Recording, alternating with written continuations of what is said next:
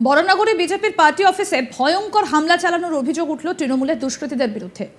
রবিবার ২রা জুন ভোরে দিনের আলো ফুটতেই পার্টি অফিসে থাকা বিজেপি কর্মীদের মাটিতে ফেলে মারধর করা হয় এবং একজনের মাথা ফাটিয়ে দেয়। পরে তালা বন্ধ করে তাকে মৃত্যুর মুখে ঠেলে দিয়ে যায় বলে অভিযোগ উঠেছে।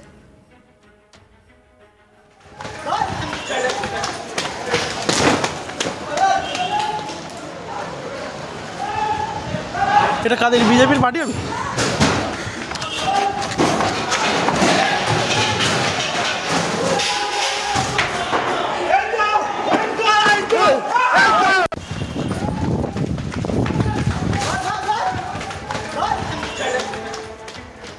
এই ঘটনার পরে অভিযুক্তদের বাইরে বেরিয়ে এসে বিজেপির পতাকা পোস্টার ছিঁড়ে ফেলে দিতেও দেখা যায়। এই ঘটনায় এলাকায় স্থানীয় বাসিন্দারা ছুটে আসে, যদিও ভয়ে তাদের কেউই আহত বিজেপি কর্মীদের উদ্ধারে এগিয়ে আসেননি বলেই জানা গিয়েছে। শনিবার ১ জুন লোকসভা ভোটের শেষ দফার সঙ্গে ছিল বরানগর বিধানসভা কেন্দ্রের উপনির্বাচনও।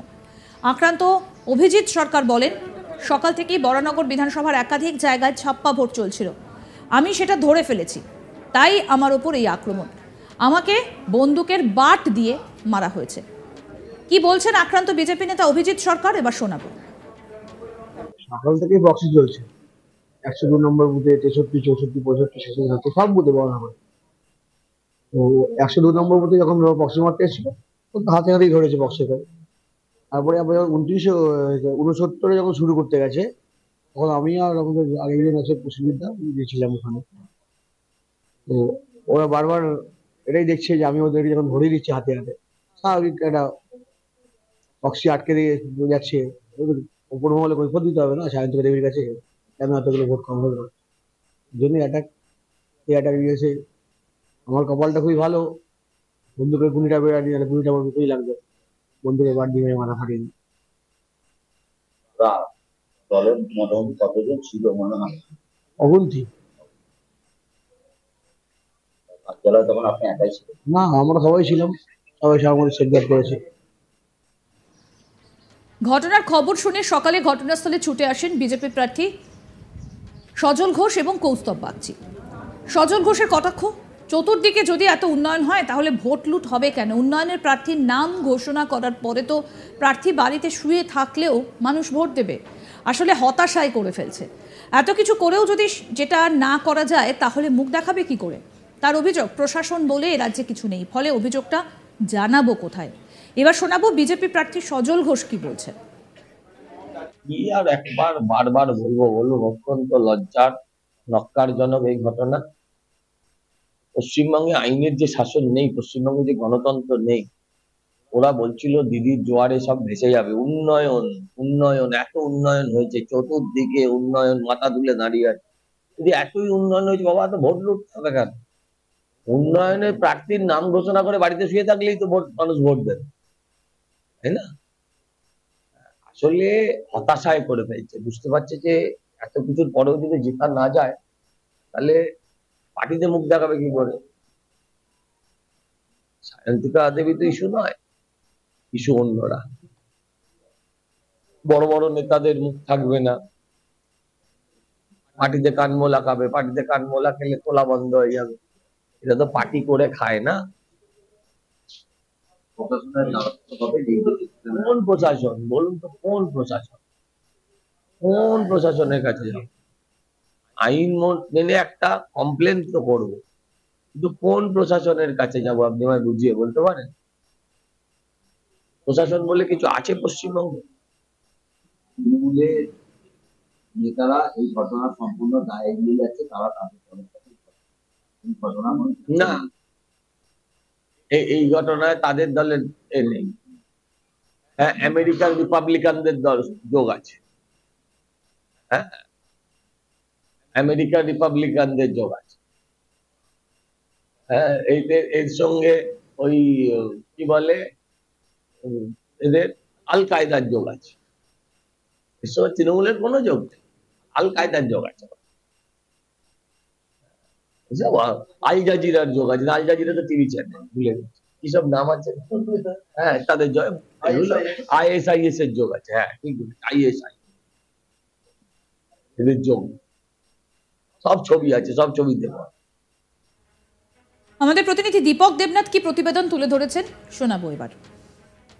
বরানগর বিধানসভা কেন্দ্রের উপনির্বাচনকে কেন্দ্র করে বিজেপির পার্টি অফিসে ভাঙচুর, হামলা এবং বিজেপির কর্মী সমর্থককে মারধরের অভিযোগ উঠেছে এবং গোটা ঘটনায় তৃণমূলের দিকের অভিযোগের আঙুল। আমরা দেখলাম যে গত 1 জুন এই বরানগর বিধানসভা কেন্দ্রে উপনির্বাচন হয়, কিন্তু এই উপনির্বাচনকে কেন্দ্র করে একাধিক জায়গা থেকে সহিংসতার ঘটনা ঘটে এবং একটি জায়গা যেটি মানে ভিডিও কিছু এসছে সামনে, সেখানে দেখা যাচ্ছে যে একটি বিজেপির পার্টি অফিস, সেখানে বেশ কিছু দুর্বৃত্ত বা দুষ্কৃতী তারা লাঠিসোঁটা নিয়ে ঢুকছেন এবং সেই বিজেপির পার্টি অফিসে সেখানে ভাঙচুর করেছেন এবং অভিজিৎ দাস নামে একজন বিজেপি কর্মী, তাকে মারধর করা হয়েছে, তার বন্দুকের বাঁট দিয়ে তাকে মারা হয়েছে এবং মারের ফলে তিনি কার্যত অজ্ঞান হয়ে পড়েন এবং মাটিতে প্রায় লুটোচ্ছিলেন এবং এই সময় তিনি খবর দেন।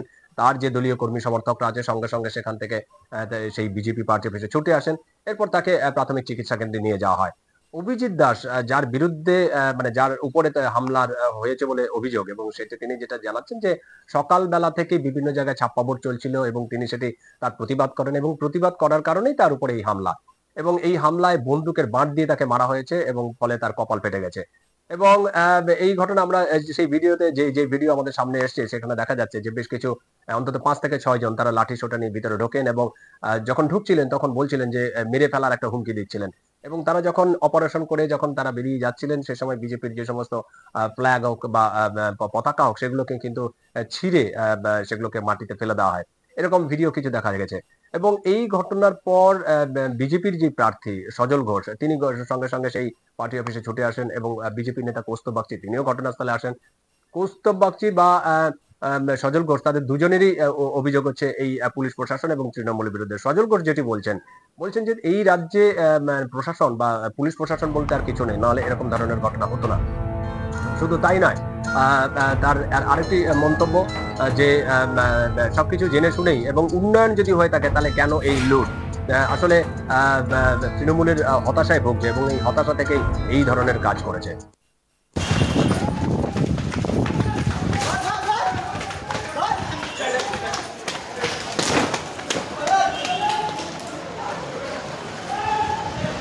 এটা কাদের বিজেপির পার্টি অফিস? বরানগরে বিজেপির পার্টি অফিসে ভয়ঙ্কর হামলা চালানোর অভিযোগ উঠল তৃণমূলের দুষ্কৃতীদের বিরুদ্ধে। রবিবার 2রা জুন ভোরে দিনের আলো ফুটতেই পার্টি অফিসে থাকা বিজেপি কর্মীদের মাটিতে ফেলে মারধর করা হয় এবং একজনের মাথা ফাটিয়ে দেওয়ার অভিযোগ ওঠে।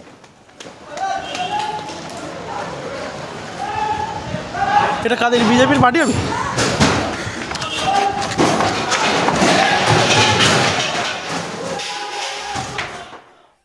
আরও আপডেট পেতে দেখতে থাকুন আজ তাক বাংলার ইউটিউব চ্যানেল, সাবস্ক্রাইব করুন।